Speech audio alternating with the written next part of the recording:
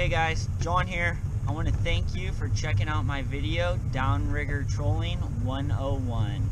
Been wanting to do this for a while, super excited, got a lot of good stuff I'm going to share with you guys. First off in the video, we'll be going over just some downrigger basics, and then a little bit later in the video I'll go over some more advanced trolling techniques like stacking 2 rods with 1 downrigger and some other good stuff. So really, this video is going to be for people that have never used a downrigger, but anybody that is experienced with downriggers, I can promise you're going to have, a good takeaway, and there'll be some good info in it for you as well. And then just to kind of keep things exciting, we've got 2 poles in the water over here already set up on the downrigger, so hopefully we'll get a fish partway through this video, and we can get it on the boat and show you guys what we're after. It's December 9th, about 10 a.m. We're out here on Folsom Lake, South Fork in Folsom, California. Air temperature is about 50 degrees. Water temperature is about 54 degrees. Lake's just turned over. We got a few inches of rain the past few days, so fight's not super hot right now, but we're still able to nab a few salmon, hopefully catch some holdover rainbows as well. So I presume that, if you're watching this video, you already know what a downrigger is and kind of what it does, but for some of you that don't, just real quickly, kind of show you how it works. So essentially, what a downrigger does, it allows you to target fish at any depth. So instead of just trolling, at one depth, long lining it on the top of the water, you're able to pick where you want to put your line exactly depending on where you're marking fish on the sonar. So it's composed of a few things. You got a rod holder, there's a spool of typically cable, usually about 100 feet. You got a small arm here, and then the end of the cable is connected to either a lead or steel weight. We're going to be using a 6-pound weight. These Canon downriggers are rated for 8-pound weights, but don't want to max the thing out, so 6-pound weight works good for the speed that we're trolling. We're not usually going over above 2.5 miles an hour, so you don't get a ton of blowback. I would say the one benefit of using a lead weight is it has a much slimmer profile, a little bit smaller, so you don't get a whole lot of blowback at higher speeds or if you're trolling real deep. Now what blowback is when you let this weight out, it's going to cause a little bit of drag in the water. So, in a perfect world, if you drop this thing down to 40 feet, your lure is going to be at 40 feet deep. But the deeper you go, the further this thing's going to blow back. But you can kind of calculate that based on the angle of the cable. But also, if you got a decent sonar unit, it's going to mark exactly where the ball is, and you're going to be able to see where you're fishing and if you're, on the fish, which that's the goal. At the end of the weight, we have a clip. So the clip's typically another steel cable, almost like a snubber. And at the end of that, you got this little plastic clip. So I use the Seps offshore releases. They're the little yellow ones. You can get them at Bass Pro. You can get them online. I'm actually going to put a link right up here so you can see where to buy these, but these things work great. So I usually load the line all the way up in here, and I'll kind of show you how we do that once we let the line out and get going. But just want to go over the gear that I'm using right now. These downriggers are the Canon Easy Trolls, so they're manual crank downrigger. They work great for what I'm doing. I picked these things up used. I want to say I paid $150 for the set. They're about $200 a piece new. You can get electric downriggers, but for a lot of the type of fishing that we're doing up here in Northern California, you're not fishing all that deep, so cranking the thing up by hand isn't a whole lot of work. Plus we're fishing, so you got to work for your fish anyways, right? I opted for the swivel bases. That just kind of makes it easier to move the thing around. Whenever the boat's on, on the trailer, you can push them all the way back so they're not sticking out. These swivel bases are about 90 bucks, but I can say for the convenience that it offers, well worth the money. For the rod and reel setup that we're using with these things, I got a 2-piece Okuma Solilo Kokanee Pro Rod. I absolutely love these things. They're about 40 bucks new. You can go ahead and click the link in the video right here and it'll show you where to buy them. For the reel, when you're downrigger fishing, you can use any bait cast style reel. It is nice to have a clicker. I'm using this Okuma Cayman. You know, you'll probably recognize it if you're a bass fisherman. It works fine for me. It does not have a clicker, but I like the slim profile. It reels fish in quick. The drag works really nice on it. This reel is about 40 bucks as well. So rod and reel setup under 100 bucks, works good for what we're doing. And I'm gonna put links to all these items, that way you can see exactly where to get them. So out here on Folsom Lake, we're typically fishing for landlocked king salmon and holdover rainbows. There is landlocked steelhead, as well as Eagle Lake trout, as well as planted rainbows. The nice thing about this lake is all of those fish are pretty much hitting the same style lure. Right now we're using speedy shiners. These are the smaller of the speedy shiner variety, 1/6 ounce. This is the watermelon color. Works really well, top producer. However, this lake, you never know what the fish are gonna be hitting on. So we're always, you know, trying something different. Copper's a good color, white with red dots. Again, you don't know what these fish are gonna be going after. So watermelon's one of the more consistent colors, so that's what we're gonna be using today. I always use a ball bearing snap swivel whenever I'm fishing with downriggers. So the one benefit of that is you're gonna get some line twist fishing with these things, and it's gonna prevent the line from twisting in the clip with the way that this ball bearing works. It's a super clean action. It's gonna actually help the action of the lure. A lot of people, you know, they say, oh, don't clip your lure right to the swivel. We still catch a ton of fish doing it that way. It's really not a big deal.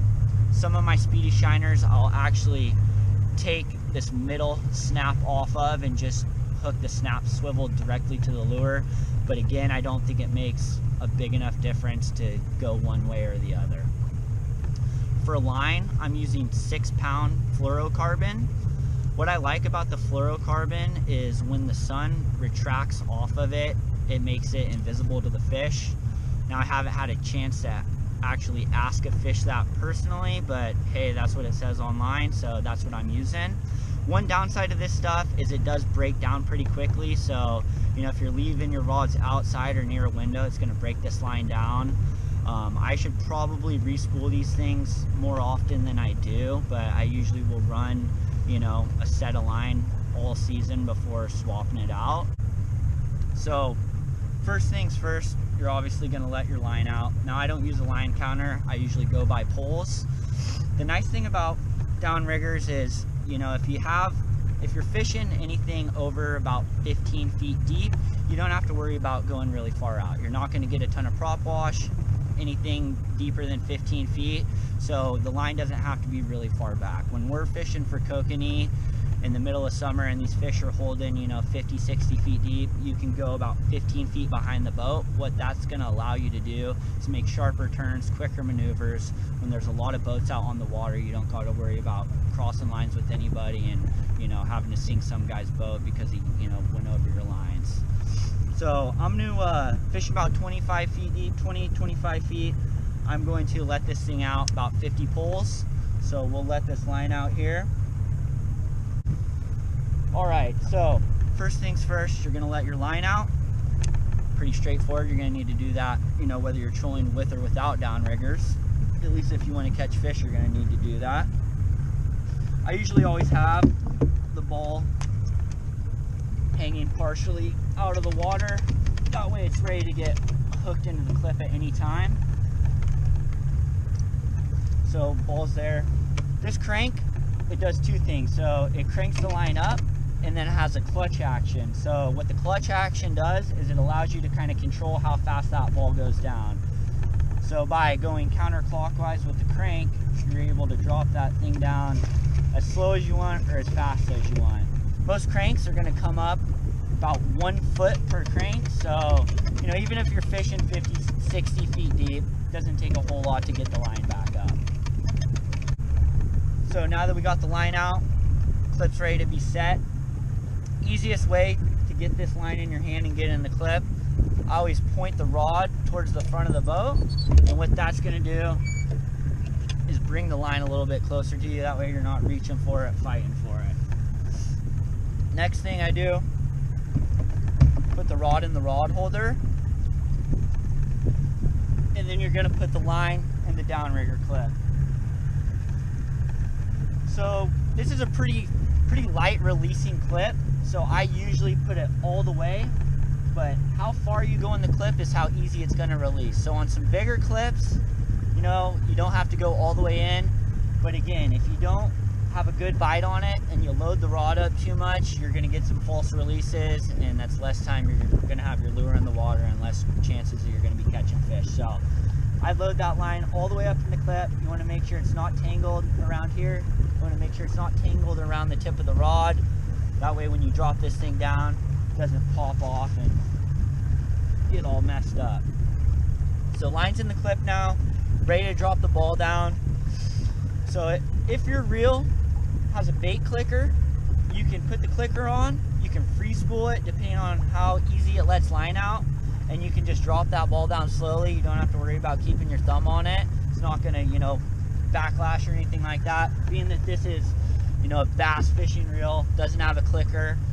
So I'm gonna release it, keep my thumb on the spool, that way it doesn't backlash, and then I'm gonna start dropping the ball down. Where are we marking fish at? How deep? 15 to 80 feet. All right, so my buddy Bill, he's the captain here. He says we're marking fish all the way through the water column about 15 to 80 feet. Got these guys at 15 and 30, so I'm gonna drop this one down to 25, pretty good depth. All downriggers are gonna have some form of line counter. So what that's gonna do, that's gonna let you know how far the ball is down. So right now I'm at 0 feet, obviously, with the ball right here. I'm gonna start going counterclockwise with that spool, releasing the line, letting it out slowly, keeping my thumb on that spool so it doesn't backlash.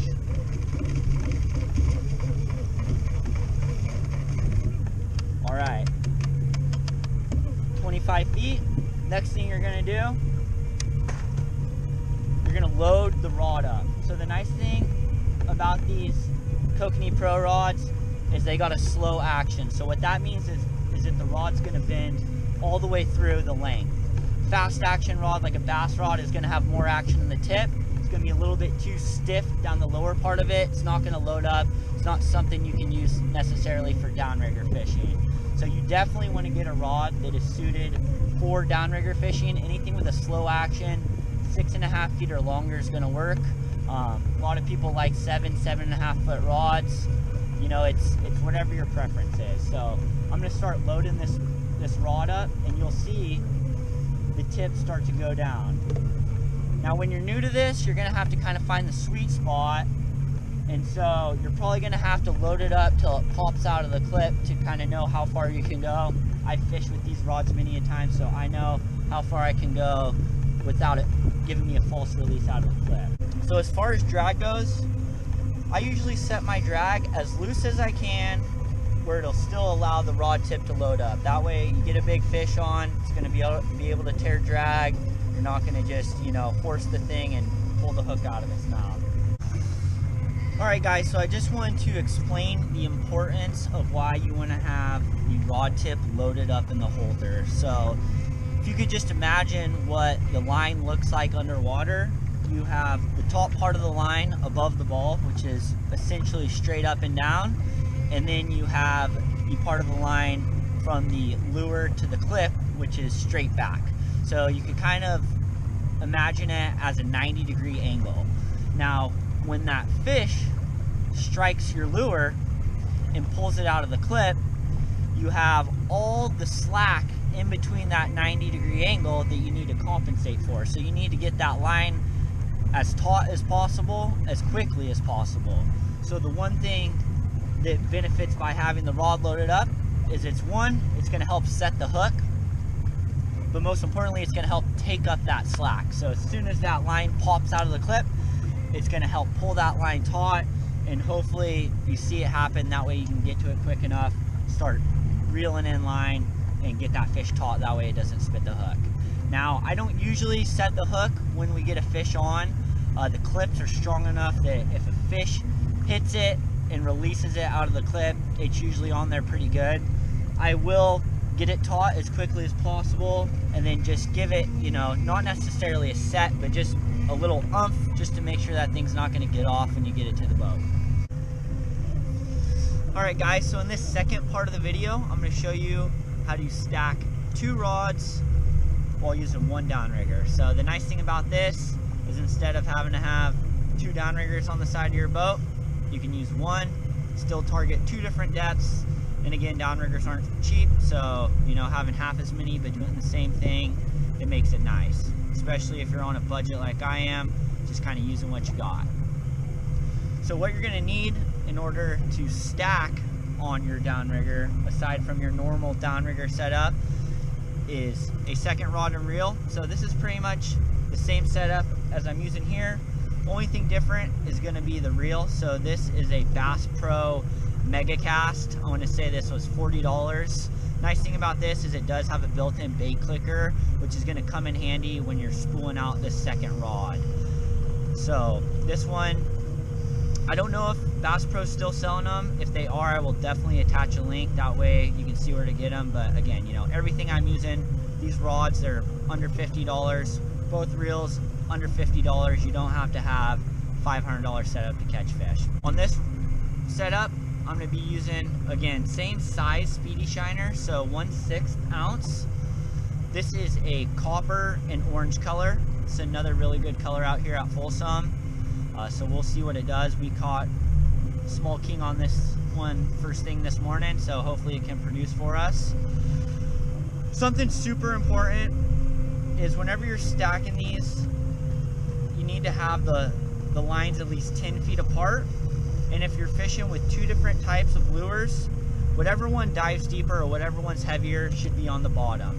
Because if you have your top rod and the lure ends up going as deep or deeper than the lower rod, you're going to get all tangled up. It's going to be a nightmare, and you're just not going to be enjoying the day as much. For a stacker release, it's very similar to the release that we use on the standard downrigger setup. So Scotty makes this one. You'll notice the cable's a little bit longer for a stacker. That way it keeps the lines separated. This works the same, so it's a small rubber clip. This one's a little bit stronger. I still usually load it up all the way. That allows you to get, you know, your rod really loaded, and if a fish hits it, it's gonna pop off and set the hook. The big difference is this piece here. So instead of a snap swivel snap into the end of the ball, you're gonna have this that is going to, oh, here we go, we got a big fish right here. Oh, big.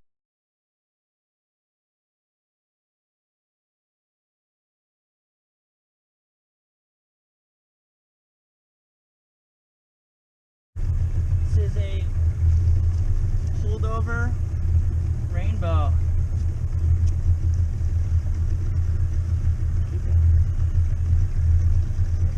Nice fish, fought good.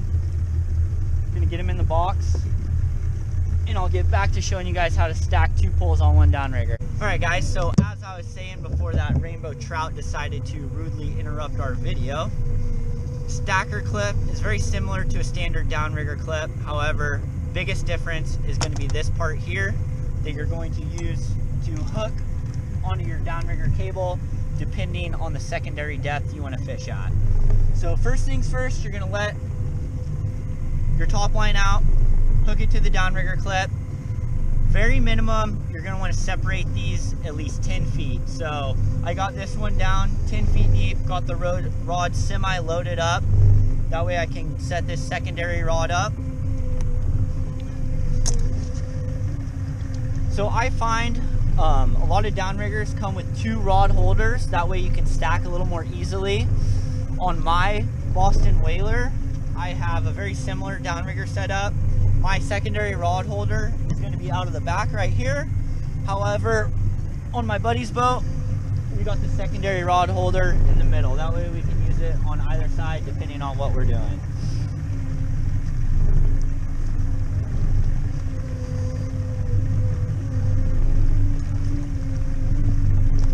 So I'm going to let some line out. Again, about 50 pulls. All right, so got the line out here. what I always do, I'll leave the bail open, leave it on free spool, put the clicker on. That way it doesn't, you know, just free spool all the way out. I'm gonna set this in the rod holder.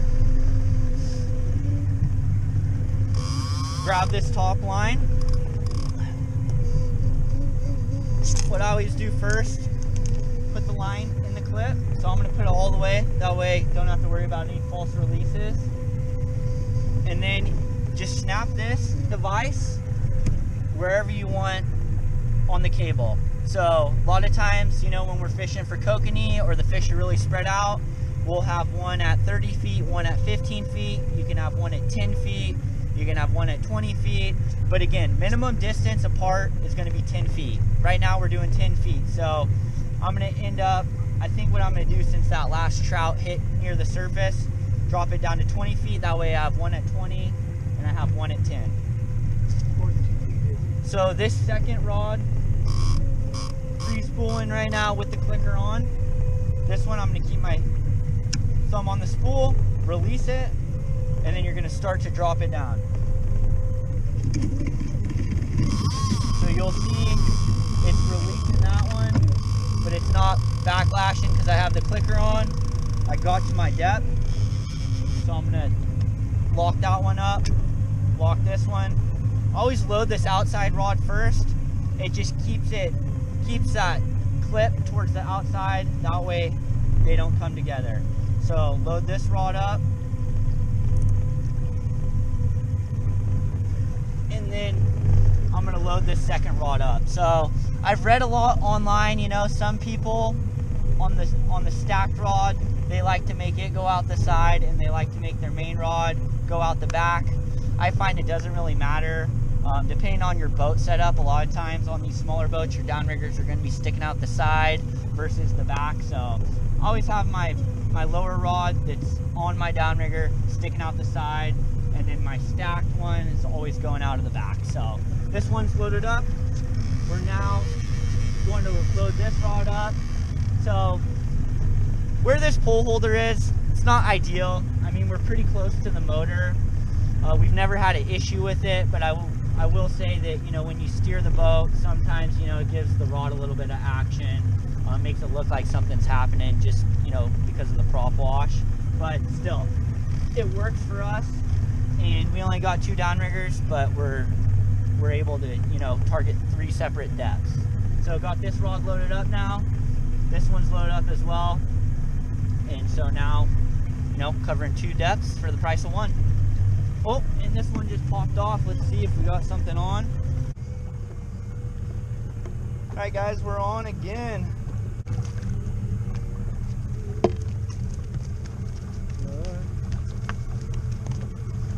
Damn.